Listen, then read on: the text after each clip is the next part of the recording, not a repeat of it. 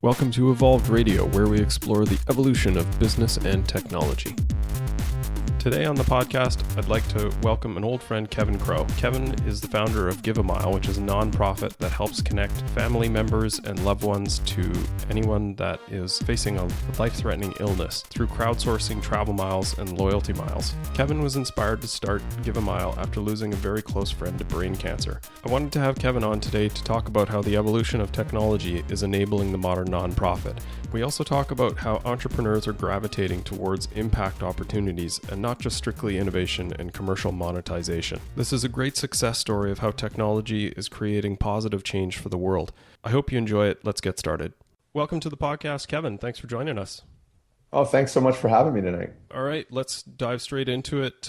You are the founder of ERP012, which is a charity that focuses on connecting people with loved ones that are in critical care. Do you want to give us a quick background on the charity or the nonprofit and how that got started? Yeah, absolutely. Several years ago, I lost an amazing friend, Ryan, to brain cancer. It was an incredible heart-breaking, heart-growing experience. In the last year of his life, he asked me, he said, Kev, I really could use your support as a friend. And I want you to be beside me and help me through this experience. And, at the time he had a 4-year-old son, he was married, he, was in his late 30s, had a very successful career, very much in a similar spot as myself. And it was an incredible experience to see his bravery, his courage, dealing with that disease and understanding and coming to terms with his own death. And I can tell you, if you spend time with somebody whose time is running out, it will change your perspective on how you use time in your life and what's important to you, and how important things are for you. The littlest things, I remember just these really powerful moments where, we realized there was no more treatments that could help him. And I said, what do you want? Do you want to go to Disney World? Do you want to go to Europe? Bucket list, we'll make it happen. And he said, Kev, the thing that I want is time with my loved ones, especially my son and my wife. I just want to hang out with these people. And to see him, watching Jungle Book with his son, to see him sharing a beer with a friend and having a very deep conversation, I realized, how important those moments are. And that's the essence of life, right? We tend to get focused on these big moments. I want to go to the Super Bowl, or I want to go on this traveling trip around the world. But the heart of what life is about are those moments. And then, when Ryan ended up in the hospice in the last few months of his life, I saw the power of visit as people were coming in to see him and say goodbye. And also saw a lot of people at the hospice who were saying goodbye via the phone, and saying things like, hey, Dad totally understands that you can't afford a flight, and it's not a problem. We'll say goodbye via the phone. And then, when Ryan passed away, I definitely wanted to do something good for his legacy. He was a very positive guy. He had taught me a lot, shown me the power of how to live a meaningful life. And then I heard this crazy stat that there's 10 trillion, that's trillion as in T, travel loyalty miles that go unused globally every year. And so I naturally put these two groups together. There's these people that are trying to travel to be with loved ones, to say goodbye to them, whether they're in hospice or in hospital care, and having that visit to be there to support them. And yet there's this resource sitting on the sidelines that's unused. And understanding the power of micro giving and crowdfunding and technology, ERP012 was born to allow people to donate those travel miles and get mothers, brothers, sisters, best friends on a plane to support loved ones. That's really cool. It's sort of exactly what I wanted to talk to you about, because, I've done some work with nonprofit space and starting to see the level of integration and the role that technology plays in that space is really, really huge. And you kind of hit exactly on all of those points that, there's no way that this system and the nonprofit that you've set up could have existed 20 years ago. Mm-hmm. Do you think that the kind of how technology can be applied and being able to kind of pull those resources first, that global aspect? I'm sure you guys get donations Mm-hmm. of the miles from everywhere, and just the Mm-hmm. fact that the technology exists to create the sharing program, that has to be a huge component of what makes this possible to begin with. Yeah, absolutely. I mean, to us, there's some real key building blocks that Give a Mile is built around, and one of those is tangible giving, right? That we want people to be connected to the specific flights and impact they're making happen. So you can donate to a specific flight online. That story is shared with you. You're able to click on that story, you enter a code, and those miles will be used specifically to that story. So you've got that brother on a plane to fly from Toronto to Calgary, and we wanted that because we want that to resonate with people, because the transaction's two ways. Not only are these people getting to be there with a loved one, but we all know how it changes your heart when you're helping somebody, right? Your level of compassion increases. Yeah, it's such a So, it's a huge component of what I see as this is mhm, that tangible aspect. It's yeah. whenever there's a disaster, you get inundated with donate $5 to the Red Cross, and it's kind of just throwing money over the fence and hoping that it ends its way up towards something that results in a positive benefit. And I'm sure you've looked at the stats and the numbers around the actual dollars that filter through the large bureaucracies and what lands in the productivity from the nonprofits in some Yes. cases. So I think it's amazing that people can see a bit of a storybook unfold, that they have a sense that they had a hand in this and that they made someone's life better, and they can see directly the impact and who that was, not just sort of a generalized story of well, we built a well. It's like, great, good for the community, but you can see that you actually connected two people and created Mhm. something that is a life-changing event for them. Yeah, absolutely. And it's a 100% donation model for us. So all miles that are donated, 100% of those are going to flights. And we raise our operational funds separately with events and that type of thing. So people don't have to wonder, did my donation, buy a box of Kleenex for the office, or, it's helping specific people. And the other thing we see, especially with what we're doing around the flights, is people are connecting or helping people that reflect events that happen in their own life, right? So maybe they lost a loved one to brain cancer, so they're supporting brain cancer flights. Maybe they remember losing their father and having to fly across the country, so they want to do a flight for a father and son. And we also do, we're just ending up our third year now. We're at over 254 flights as of today, and about 48 of those have been international. And so we have people that, have international family and loved ones, and they're like, I understand how hard it was to get back to the Philippines, or to, bring someone from the Philippines to be with a loved one. And so I want to support flights like that. So you have that connection that we think is really, really important. And that's happened because of the technology.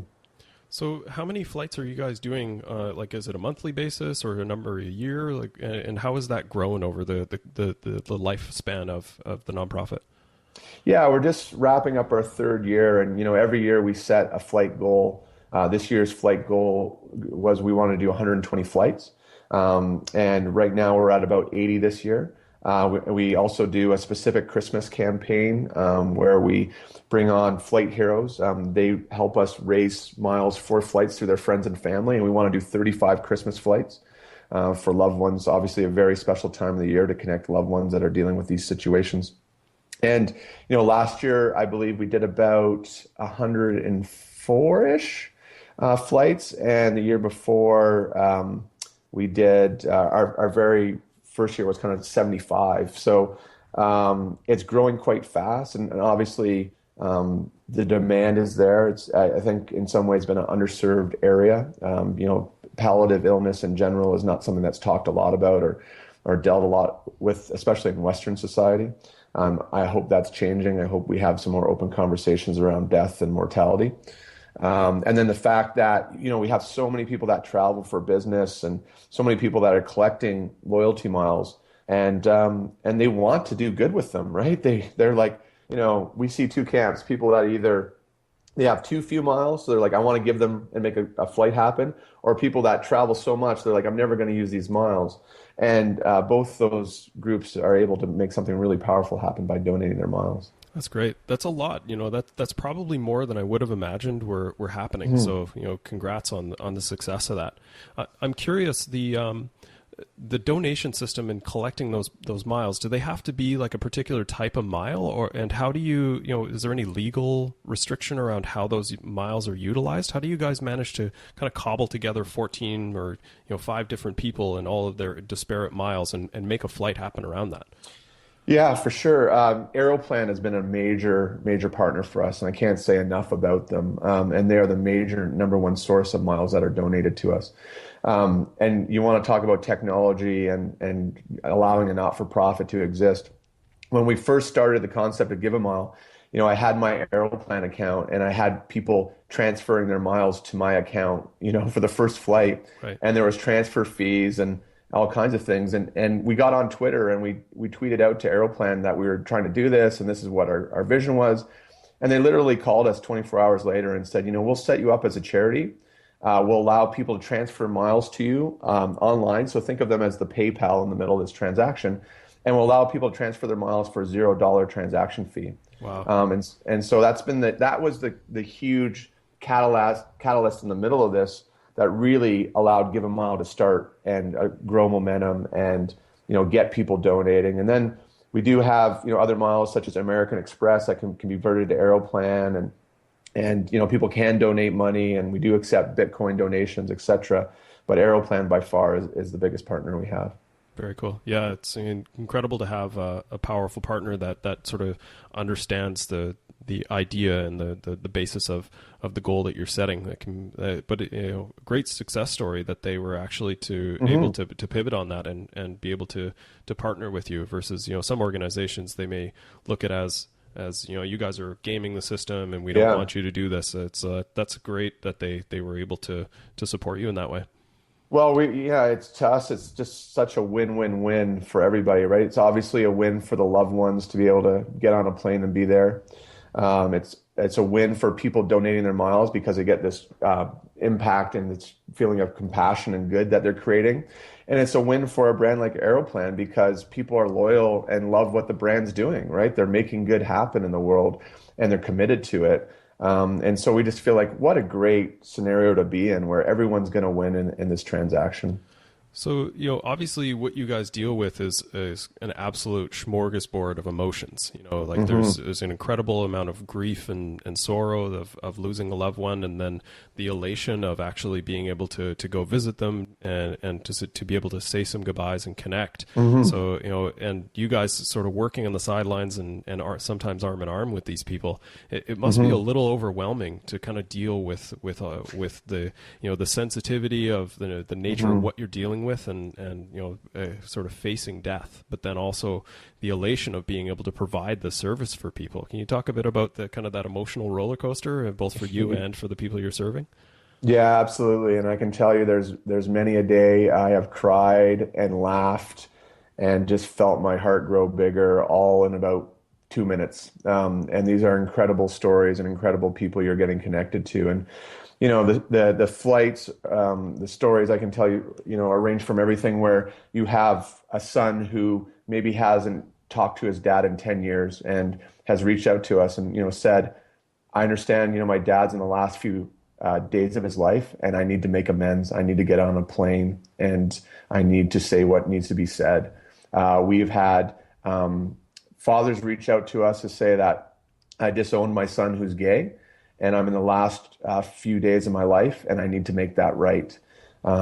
We've had incredible experiences of, family members flying in where, they were told that their loved one only had a few days to live.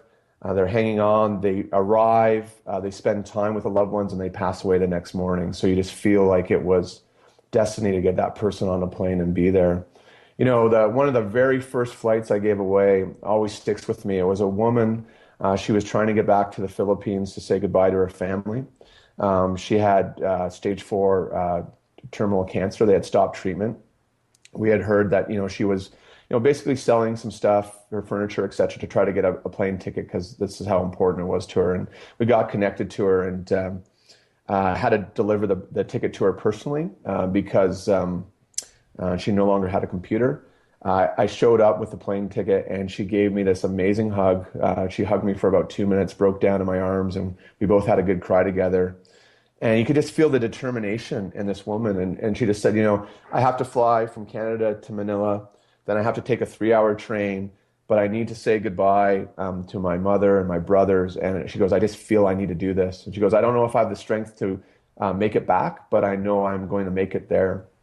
And she, actually made that flight happen. She got to say goodbye to her family, and she got back to Canada and passed away a couple weeks later. And I was able to go to her funeral. I met with her family, and unknown to them, I was in the crowd to the family that was on Skype that was calling in from the Philippines. And they didn't know I was in the room, but they all talked about how powerful it was to have their sister and their daughter back home to say goodbye one last time. And I can just tell you, it gives me goosebumps just thinking about that, and just the power of that flight. And, just to share one other really powerful story with you is, we had another call, and we work with the social workers and palliative care providers, and they get connected to the people that need flights. And social worker reached out and said, Kev, I have a really big ask. She goes, I need 4 flights back to the Philippines on Monday, and this was a Friday. And she goes, I need to fly a mom in her 30s who's terminal with cancer and her 2 children and a healthcare provider to get her there because she needs to get her children back to the Philippines because she is going to pass away and she has no family in Canada. Wow. She wants to get those children with her brothers and sisters to be raised. And she goes, can you make this happen? And I'm like, I'm not too sure. I got to reach out to the community of supporters of Give a Mile. And literally 24 hours later, I had 4 tickets, and we were able to get that mom back to the Philippines. And, her children are there and being raised by her siblings. And so to be able to pull that off, and obviously there's an incredible Give a Mile team, an incredible community of support around this organization, but it's just extremely powerful moments like that. That's incredible. I appreciate you sharing those stories. It really kind of gives a sense of what's happening and the good that you're doing. Mm-hmm. So appreciate that work. Also, I think the other part I wanted to talk about is how close you are to something that I find incredibly fascinating and change in business is the gravitation in sort of current business, and especially the younger generation, around really wanting to have something that they believe in to work on, and whether or not that's their 8-to-5 job or working after hours with a group like yourself. Mm-hmm. And you're pretty active in helping to establish entrepreneurship, and especially mm-hmm. around that nonprofit space. Do you want to mm-hmm. talk a bit about kind of what you're seeing around that aspect of kind of this awakening of social service and it being married up with that entrepreneurial spirit? Yeah, I think it's an amazing time. I think growing up, I remember thinking of not-for-profit or charity in a certain bucket and for-profit work in another bucket, and the two shall not meet. And in some ways they were opposed. Yeah. And then we have this amazing generation of entrepreneur, creative people that just don't think like that. They think, how can I do both? How can I build a sustainable organization that impacts people's lives in a positive way and allows me, to pay for people's jobs or careers, and maybe sometimes make a profit, or maybe sometimes reinvest that in the company. And it's just such a great mindset. And, to bring entrepreneurial power to solve world problems, to me, is exactly the right kind of formula. And we're seeing kind of the impact that has, whether, if you look at the organizations that Give a Mile has definitely been inspired by Kiva, which is the micro donation or micro loans of entrepreneurs in the developing world. Hugely powerful, right? Getting people, that taxi that they need to be a taxi driver, or getting people that extra inventory they have for their store that they've opened up, as well as Charity Water. Scott Harrison and his work he's done there has been a big blueprint of, making things tangible and connecting people to the good that's happening. Those models are extremely powerful. And when you have that entrepreneurial spirit, we talk a lot, because I work on, in the for-profit side, and then I have Give a Mile as this, a passion project that's really important to me. But we talk about in Give a Mile that, our profit is impact, right? Like Right. how a for-profit company would be measured around revenue growth and profitability and bottom line. To us, it's the same thing, only we're going to measure ourselves in impact. And that impact is number of flights, a number of families you're connecting. That's our success. At the end of the day, that's what we have to be focused on, and that's what we have to make happen. And we have to attack that with entrepreneurial spirit. And I can tell you all the great people, and we're a 100% volunteer organization, all the great people that are part of Give a Mile, they have that in their DNA, and they're hustling and they're working hard and they're thinking of how to use technologies and how to grow the community. And they don't think of it in terms of how somebody might think of, well, we're a not-for-profit and we should solve the problem this way. They think of it just as problems to solve. Yeah. Yeah. There's, I think there is sort of this natural application of that same go-getter hustling attitude and problem solving that you borrow from that entrepreneurship and be able to apply it to creating good in the world. I think that's an amazing pairing. So, Yeah. You're also a pretty busy guy. You've got your day job. You run death races and triathlons, and you've built this amazing piece of work around Give a Mile. How do you balance all of this? You got kids and the work life, and do you ever find yourself kind of at wit's end and feel that things are too heavy? Yeah, absolutely. I would say, the common phrase I remember is, if it's important, you will find a way. And obviously that work and the things, triathlon and the for-profit work, those are passionate things for me. So, I love the work I do. And there's obviously days you get worn down and there's days you get tired out. And, you got to recharge and kind of pull yourself back and take some breathers. But, what I've really found is, really structuring your day and being very deliberate in your day and being very deliberate in what I call micro segments of time. So sometimes people think, I need to find an hour of time to do something. Sometimes it's literally just finding 10 minutes to make a phone call. Sometimes it's, literally, 2 minutes to write a quick email and get it out the door.